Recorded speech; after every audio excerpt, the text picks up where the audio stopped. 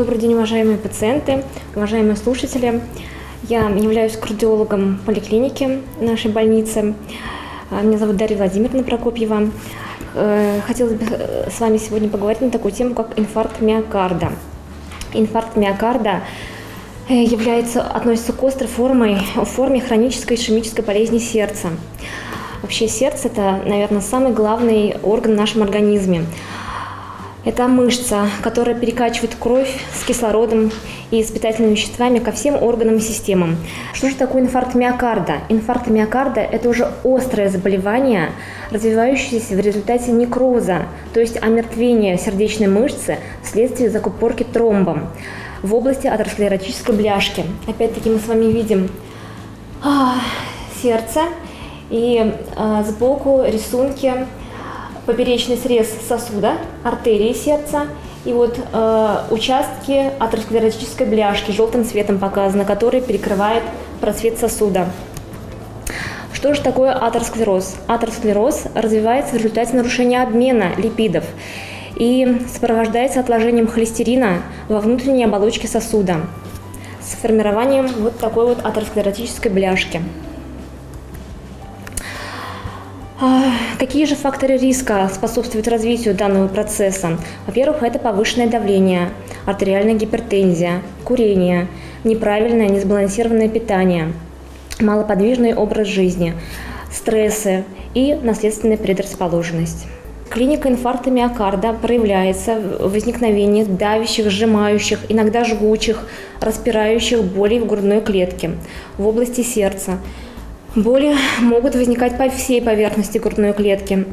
Боли носят волнообразный характер, длятся долго, 20-30 минут, и часто отсутствует эффект от приема нитроглицерина, нитроспрея. Эти боли могут иррадиировать, то есть отдавать в левую руку, в плечо, в лопатку, в шею, в нижнюю челюсть, вправо от грудины. Пациент часто в этот момент чувствует страх смерти, он потеет, появляется резкая слабость, возбуждение, иногда тошнота и рвота. Что же делать человеку, у которого появился приступ стенокардии, то есть приступ давящих, сжимающих болей за грудиной, то есть типичный приступ, о котором мы говорили с вами недавно. То есть при возникновении такого приступа человек должен успокоиться, принять положение сидя, принять таблеточку нитроглицерина или впрыснуть одну дозу нитроспрея под язык, подождать 5 минут. Если боль не проходит, то повторить то же самое, то есть положить таблетку нитроглицерина, либо впрыснуть нитроспрей под язык. Если опять же отсутствует эффект, нужно взять половину таблетки аспирина, разжевать и вызвать скорую помощь. Чистый аспирин, никакие не клопидогрели, не кардиомагнилы, то есть чистый, не в оболочке, чтобы быстрее препарат всосался и быстрее наступил эффект, соответственно. В случае отсутствия эффекта, после проведения всех этих манипуляций, вы вызываете скорую. Скорая приезжает и уже проводит соответствующий, снимает, естественно, кардиограмму. И если имеются данные, говорящие за инфаркт, например, либо ишемические изменения, проводит соответствующую терапию. Далее скорая в экстренном порядке направляет пациента в специализированное учреждение, где ему обеспечивается физический и эмоциональный покой. Далее уже в лечебном учреждении пациенту проводится медикаментозная терапия. Пациент при наличии показаний направляется уже в специализированное учреждение.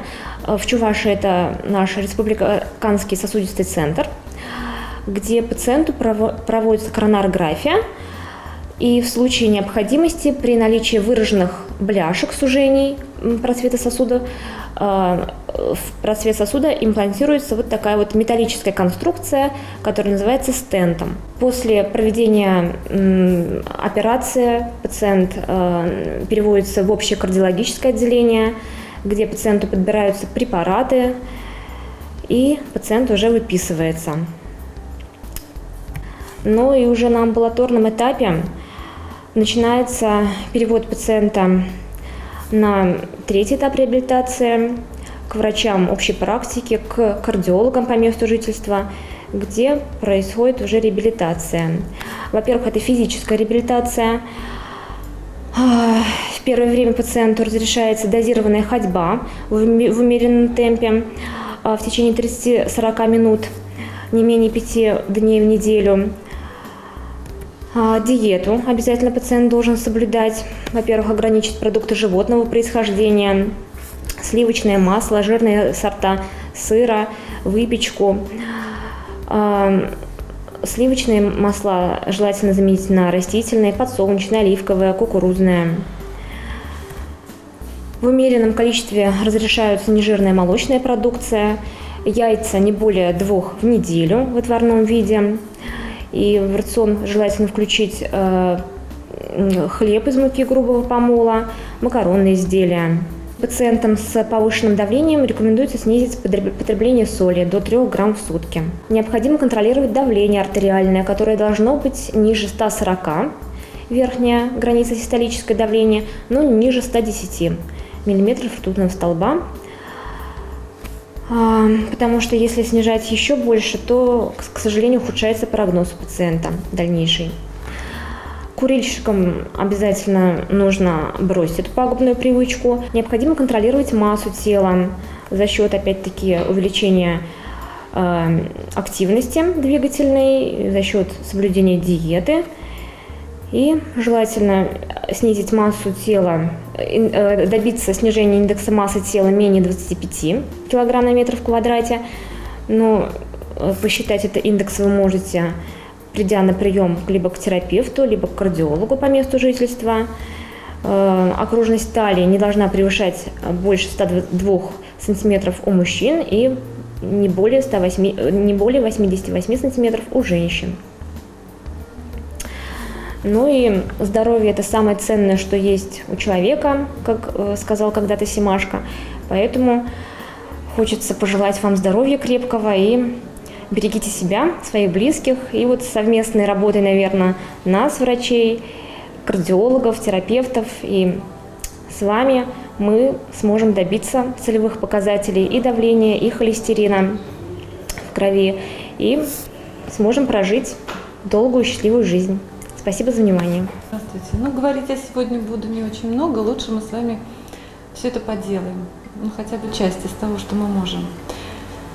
Немножко сначала расскажу. В дополнение к тому, что было сказано, хочу рассказать о реабилитации, психологической реабилитации после перенесенного инфаркта, простите. Что же происходит с человеком? Уже лежа в больнице, пациенты постепенно привыкают к новому образу жизни, да? Вам приходится подстраиваться под свое самочувствие, аккуратно дышать, аккуратно ходить, аккуратно работать, да? Оберегая свое здоровье, так ведь? Вот. И постоянная перемена вашей деятельности, то есть изменение вашей деятельности, изменение образа жизни все равно приводит к какому-то стрессу, давит вас. Ну и, естественно, появляются страхи. Некоторые пациенты, которые у меня были на консультации, говорили о том, что у них появляется страх смерти, тревога очень сильно повышается, даже бывают панические атаки. Вот поэтому я хочу сказать, что психолог на этапе уже выздоровления, да, когда врачи-кардиологи сделали максимально, да, для вас все, что смогли. Дальше просто, если вы чувствуете, что у вас появилась тревога, появился страх, вы чувствуете, что вы не можете спать по ночам, появляется какая-то, может быть, одышка, которая уже просто на фоне страха у вас возникла. Вот. Не стесняйтесь, обращайтесь, пожалуйста, к психологам, которые вам обязательно смогут помочь. Мы на первом этапе с вами будем работать над вашими страхами, будем прорабатывать, узнавать причины вашего страха. Будем работать с тревогой, чтобы все эти симптомы ваши снизить. Страх и тревогу необходимо снизить. Вот над этим мы с вами сегодня и поработаем. А потом уже, когда вы почувствуете, что у вас вернулся сон, если вы почувствуете, что тревога и страхи ослабли, можно будет уже подумать о том, как же принять то, что с вами случилось, и выстроить новую, правильную, очень даже радостную для вас модель поведения в последующем, жизненную модель в последующем.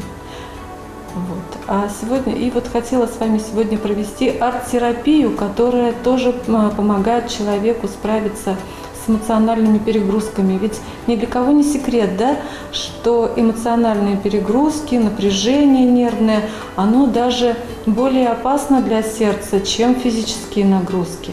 И вот если вы почувствуете, что у вас страх появился, тревога появилась, я сейчас с вами проведу арт-терапию, и вы почувствуете, насколько станет вам легче. Эту терапию вы сможете проводить и дома, самостоятельно, сами с собой. Но если она, конечно, не поможет, то я буду рада видеть вас у себя на приеме в кабинете клинического психолога.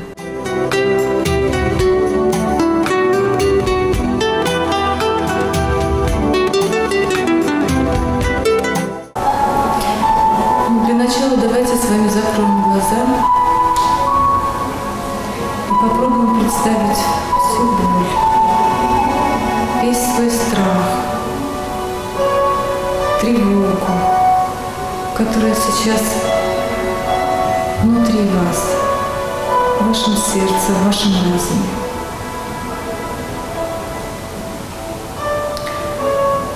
Постарайтесь представить и увидеть, какой оно формы, какой формы ваша тревога. Может быть, она похожа на кляксу, или может быть, она похожа еще на какую-то фигуру. Попробуйте это представить. А теперь всмотритесь, пожалуйста, внимательно, какого цвета ваш страх. Это может быть не один цвет, а много разных цветов.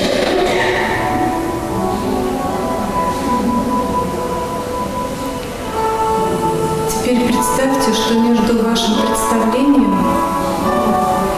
и вашей рукой, в которой находится кисточка, есть трубочка, которая соединена с кисточкой вот прямо от головы, через шею, через плечо, через руку. Арт-терапия – это способ постижения своих возможностей и окружающей действительности. По мнению Сеченова, всякое представление, которое возникает в психике, обязательно должно заканчиваться движением. И вот именно этим мы и занимаемся на арт-терапии.